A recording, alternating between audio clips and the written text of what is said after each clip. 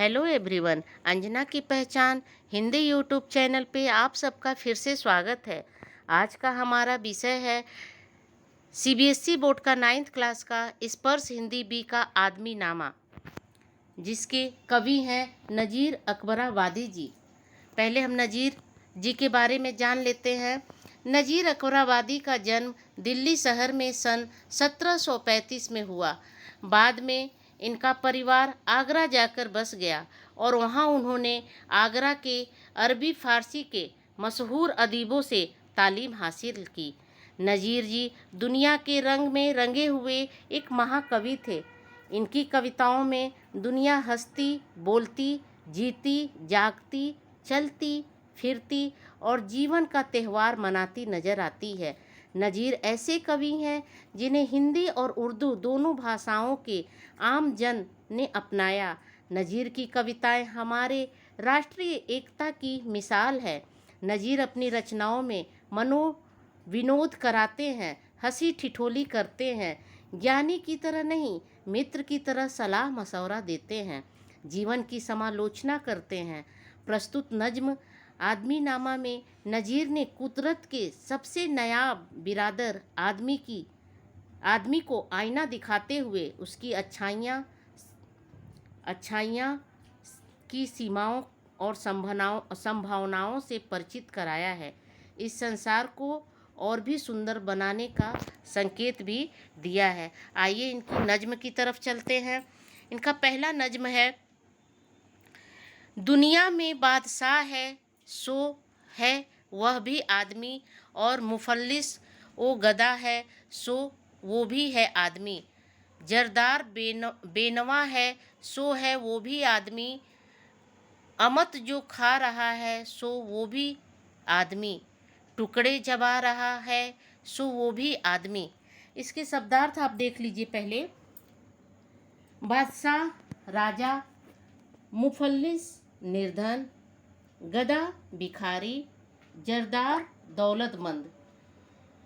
कवि यहाँ कहते हैं कि नज़ीर कवि यहाँ कहते हैं कि दुनिया में तरह तरह के आदमी होते हैं।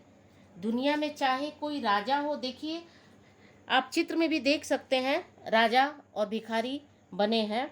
तो दुनिया में तरह तरह के आदमी होते हैं, चाहे कोई राजा हो या कोई आम इंसान हो, सभी आदमी ही हैं। अलग अलग आदमी की अलग अलग जिम्मेदारियां होती है। कवि कहते हैं कि चाहे कोई धनी हो या निर्धन हो, दोनों आदमी ही है। हर आदमी की अपनी अलग जीवन शैली होती है। यदि कोई मालदार या दौलतमंद भी है, वह भी आदमी है। कवि का यहाँ कहने का तात्पर्य यह है कि अलग अलग आदमी अलग अलग काम करते हैं, अलग अलग व्यवहार करते हैं और अलग अलग गुणों वाले होते हैं। यहाँ स्पष्ट होता है कि जो कोई स्वादिष्ट भोजन खा रहा है वो भी आदमी है, और जो टुकड़ों पे पल रहा है वो भी आदमी है। ओके। दूसरा नज्म है, मस्जिद भी आदमी ने बनाई है, या मियाँ बनते हैं आदमी ही इमाम और खुद बाखवा पढ़ते हैं।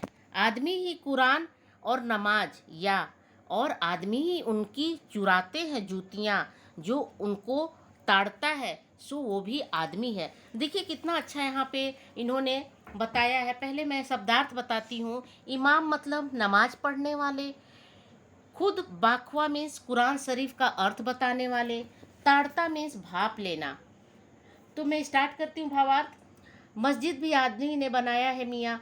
कवि यहाँ पे आदमी को आईना दिखाते हुए कहते हैं कि जिसने मस्जिद बनाई है, नमाज और कुरान को बनाने वाले भी आदमी ही हैं, और उस मस्जिद में नमाज पढ़ने और पढ़ाने वाले भी आदमी हैं। आप चित्र में भी देख सकते हैं, चित्र में दोनों को दिखाया है। और मस्जिद के बाहर जो मंदिर और मस्जिद के बाहर से जो जूते और चप्पलें चुराने वाले होते हैं वह भी आदमी है, और उस पर जो नज़र रखते हैं वह भी आदमी है। अर्थात यहाँ कवि के कहने का अभिप्राय है कि पाप करने वाला भी आदमी है और पुण्य करने वाला भी आदमी ही है। तीसरा नज्म देखिए, या आदमी पे जान को वारे है आदमी, और आदमी पे तेग को मारे है आदमी। पगड़ी भी आदमी की उतारे है आदमी, चिल्ला के आदमी को पुकारे है आदमी, और सुन के दौड़ता है सो वह भी है आदमी। शब्दार्थ देखिए, जान वारना मीन्स प्राण न्यौछावर करना, पगड़ी उतारना मीन्स बेइज्जत करना, अपमान करना, इंसल्ट करना। ओके, अब देखिए कवि यहाँ आदमी की सच्चाई दिखाते हुए कहते हैं कि किसी की जान बचाने वाला भी आदमी होता है। ओके, और आदमी पे तेक मारे हैं आदमी, और किसी की जान बचाने वाला भी आदमी ही होता है, और किसी की जान लेने वाला भी आदमी ही है। किसी की इज्जत को मिट्टी में मिलाने वाला भी आदमी है। देखिए, पगड़ी उतारना, इज्जत तो मिट्टी में मिलाना। ओके, मुहावरा है। तो किसी की इज्जत को मिट्टी में मिलाने वाला भी आदमी है, और मुसीबत में किसी की मदद करने और पुकारने वाला भी आदमी ही है, और उसकी पुकार को सुनकर दौड़ने वाला भी आदमी है। कवि के कहने का तात्पर्य है कि यदि आदमी किसी को मुसीबत में डालने वाला है, तो उस मुसीबत में पड़े हुए आदमी को बचाने वाला भी कौन है? आदमी ही है। ओके, चौथा नज्म है, असराफ और कमीने से ले शाह ता वजीर, ये आदमी ही करते हैं सब कारे दिल पजीर। या आदमी मुरीद है और आदमी ही पीर, अच्छा भी आदमी है कहाता ए नजीर, और सब में जो बुरा है सो है वो आदमी। शब्दार्थ देखिए, असराफ मीन्स शरीफ शब्द का बहुवचन है, शाह मतलब सम्राट राजा, वजीर मतलब मंत्री है, दिल पजीर मतलब दिल को अच्छा लगने वाला। ओके, मुरीद मतलब भक्त, शिष्य, चाहने वाला, पीर मतलब धर्म गुरु, भगवान, संत, जो भी आप कहें, नजीर मतलब यहाँ पे कवि का नाम है। ओके, कारे मीन्स काम।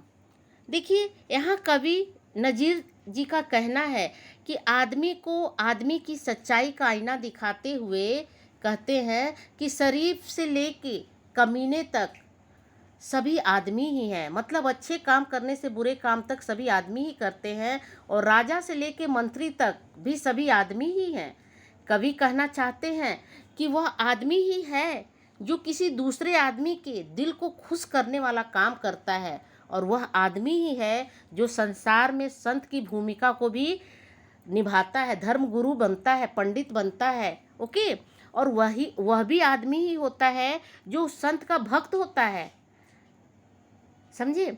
कवि यहाँ पे यह कहता है कि अगर आदमी अच्छा भी होता है, और आदमी जो है कभी बुरा भी बन जाता है। देखिए, जैसा आप चित्र में देख रहे हैं कि जो अच्छे कार्य हैं करने वाले और बुरे काम करने वाले दोनों तराजू पे हैं, लेकिन अच्छे काम वाले जो हैं परोपकारी जो हैं उनका पलड़ा भारी है। तो कवि इसमें जो है हम सबको क्या बताना चाहते हैं कि जो दुनिया में इंसान है, इंसान ही सब कुछ बनाया है, इंसान के अनेक रूप हैं, और इस नज्म की माध्यम से कवि आदमी को आईना दिखाते हुए उसकी अच्छाइयों की सीमाओं और संभावनाओं से परिचित कराया है।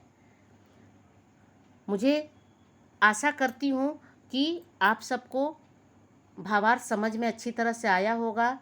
अगर अच्छा लगा है तो आप हमारे अंजना की पहचान हिंदी यूट्यूब चैनल को लाइक करिए, शेयर करिए,